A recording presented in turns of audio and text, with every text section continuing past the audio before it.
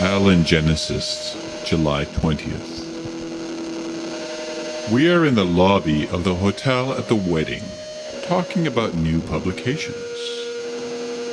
I tell her about some thrillers and science fiction and horror and detective stories that I've been reading. She tells me about the more pretentious or literary books, the kind which I'd given up years ago to enter the Flavor of the Month Club, as I like to call it. Some fool wrote 120 stories in a month and is trying to sell them as some sort of a deep product of his psychosis, using the accepted storytelling foundation of our culture as a basis. She explains. Like those 120 stories are supposed to represent how we think about stories, about the length of a page. It reminds me of those great classics of world literature that they boiled down to a very brief summary to give some idea of the context that they have on world thought. Those were also a page long or less. How about you? What are you thinking about? I was thinking that I might like to read a book like that, or both books. You say they can condense War and Peace into just a single page? Stop joking around. Most of the stories in this book are self-referential, or metafictional, or intertextual in some fool sort of way. Hasn't everyone already accepted the fact that metafiction was interesting for about a week? Some people just don't get it. I don't believe I've ever read anything so pretentious. It must have affected you greatly if you're so riled up by it. I still want to give these stories a look. It couldn't take more than a day to get through 120 stories if they're only one page each, yes? It's not that. Take this one story about a guy who comes back from his vacation and he's not the same guy. Of course he isn't. So what's left to discuss? He comes back from the vacation as a person who was murdered at his resort. And why not? The story is only a page, an insufferable page, but it ends just as anybody would expect it to. Well, how do you expect it to end? They catch the killer, or the killer gets away? Oh, grow up. I go into the wedding reception with her. I don't see her as often as I'd like, but I'm glad that I can see her occasionally. Not the same can be said of my other favorites sometimes, I'm afraid. We sit down in our assigned places across from each other and begin to play footsie. At least I hope that is her foot that I'm working on. The bride and the groom come in, and I take a good look at my Uncle Chester.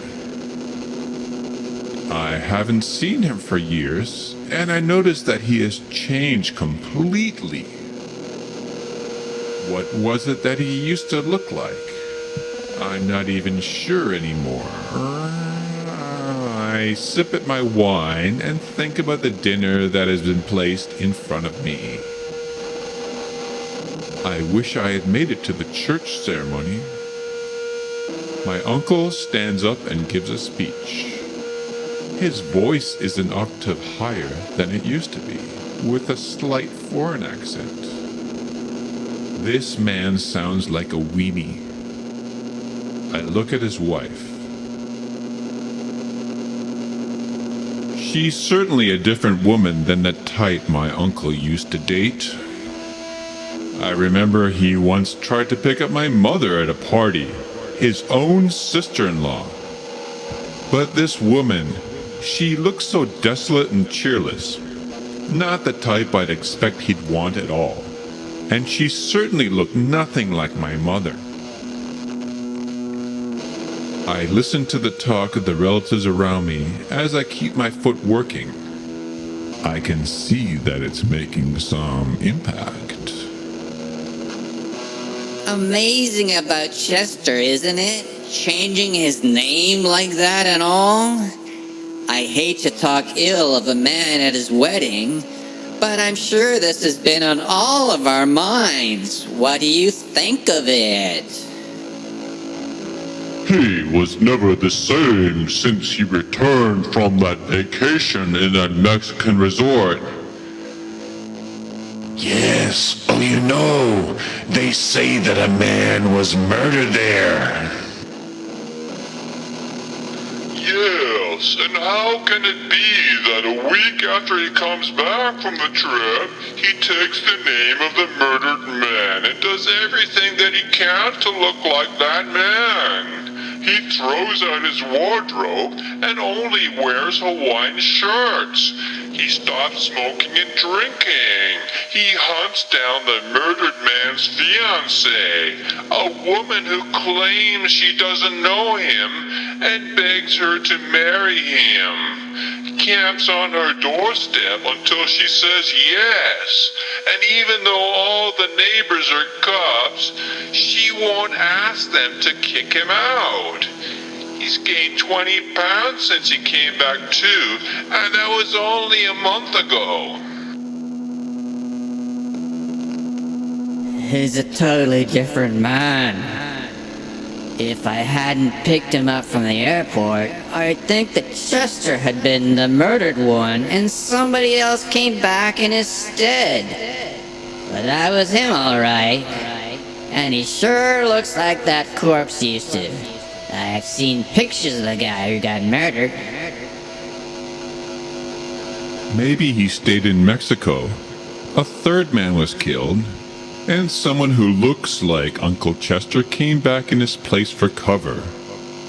And because of his connection to the situation, tried to step into the shoes of his victim as a way of atonement.